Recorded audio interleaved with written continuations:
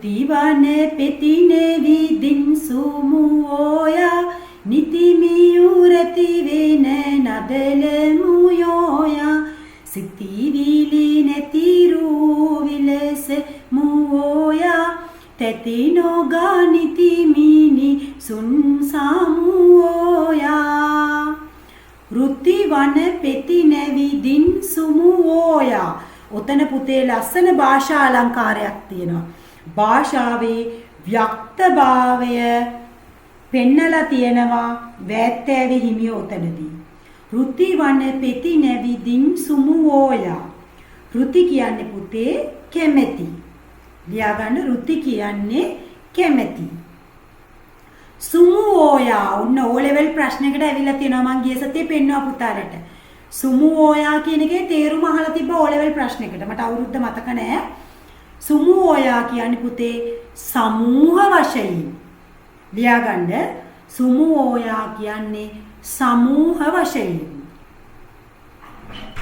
ඔන්න අපි කියලා දීපු සංදි පාඩම ගිය සතියේ ඉගෙන ගත්තේ වන පෙති නැවිදින් වන පෙතින් ඇවිදින් කියන එක භාෂාවේ ව්‍යක්තභාවයේ පුතේ එතන භාවිතා කරලා තියෙනවා සංදි කරලා පද පාවිච්චි කරලා තියෙනවා.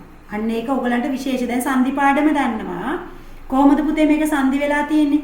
වන පෙතින් ඇවිදින් ඔන්න සංදියකුත් කියලා දෙන්න හදන අලුතෙන් ආපු පුතාලට. පරණ අය නම් දන්න හොඳටම. ඒගොල්ලන්ට මේක කියලා දෙන්න දෙන්නේ අලුතෙන් ආපු අය අහගන්න සංදියක් කියලා දෙන්න හදන්නේ. වන පෙතින් ඇවිදින් කියන එක තමයි පුතේ වන පෙතින් ඇවිදින් කියලා සංදි වෙලා තියෙන්නේ. බලන්න පුතේ පද දෙකක් සංදි වෙලා තියෙනවා. පද දෙක සංදි කරන්නේ පූර්වස්වරයයි අපරස්වරයයි. පූර්වස්වරය කියන්නේ පළවෙනි පදයේ අග අකුර. අපරස්වරය පරස්වරය කියන්නේ දෙවෙනි පදයේ මුල අකුර.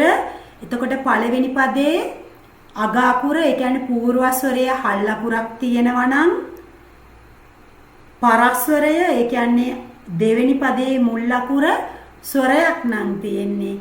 අපි ඒක ලේසියෙන්ම සංදි කරනවා. ලොක් කරන්නෙත් නැතුව, ආදේශ කරන්නෙත් නැතුව, ආගම කරන්නෙත් නැතුව අපේ හිටපු දරුවෝ දන්නවා ලේසියෙන්ම සංදි කරනවා ස්වර සංදියෙන්. නිකම්ම සංදි වෙනවනේ. හල් අකුරකුයි ස්වරයකුයි එකතු වුණාම නිකම්ම න් ඈ නෑ වෙනවා. අන්න පුතේ ස්වර සංදියෙන් තමයි වන පෙතින් ඇවිදින් කියන එක වන පෙතින් ඇවිදින් වෙලා තියෙන්නේ පුතේ ස්වර සංදියෙන් සංදි කරලා. සංදි පාඩම අහපු අය ඕක ඊසි ලේසි විදියට දන්නවනේ. කිසිම ප්‍රශ්නයක් නැතුව තේරෙනවා ඒගොල්ලන්ට. දැන් ඔයගොල්ලන්ට මේක දකිද්දි තේරෙන්න ඕනේ. මේක ස්වර සංදියටක් ගාලා ඔලුවට එන්න ඕනේ පුතේ. හරි. ඊළඟට පුතේ නිතිමියු රැති වෙන නදලමුෝයා. අන්න පුතේ නිතිමියු රැති වෙන නදලමුෝයා. මොකද්ද පුතේ නදලමුෝයා කියන්නේ?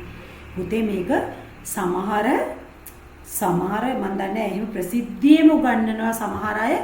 නද ලමුයෝයා නද දැමුවා නාදය මේ කියන්නේ ලමුයෝයා කියන්නේ දැමුවා. මම අහලා තියෙනවා මේක කියනවා. පුතේ වැරදියට නම් ඉගෙන ගන්න එපා. නද ලමුයෝයා කියන එක ලියන්න ආවොත් වැරදි අදහස් ගන්න එපා. නද ලමුයා කියන්නේ පුතේ නාදයට විස්මිතව කට ඇරගෙන ඉන්නවා කියන එක. ඒ වචනේ තනි අර්ථයක් තියෙන අන්න භාෂාවේ ව්‍යක්තභාවය වැත්තෑවීම වෙන්නපු අවස්ථාවක්.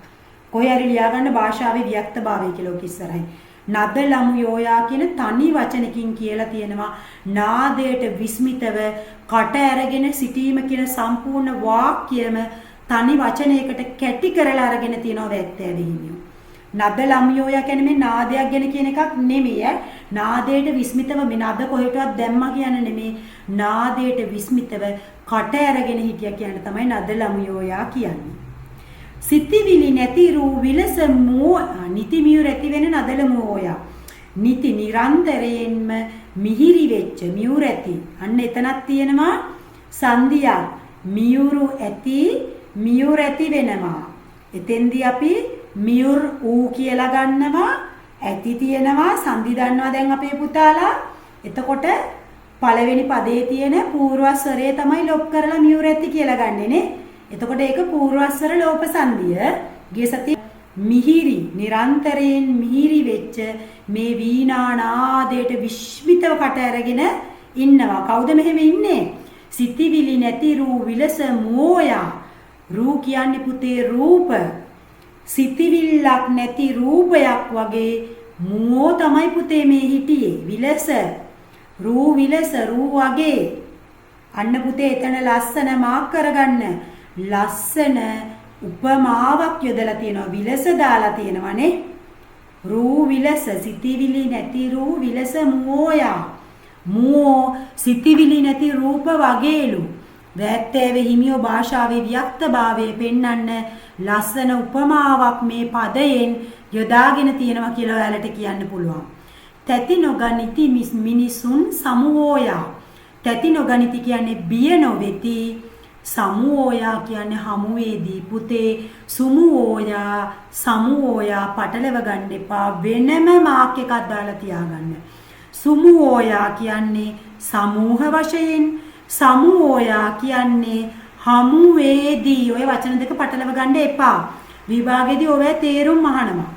එතකොට මිනිසුන් හමුවේදී බිය නොවි හිටියා කියන්න තමයි පුතේ තැති නොගනිති මිනිසුන් සමුෝයා කියලා කියන්නේ.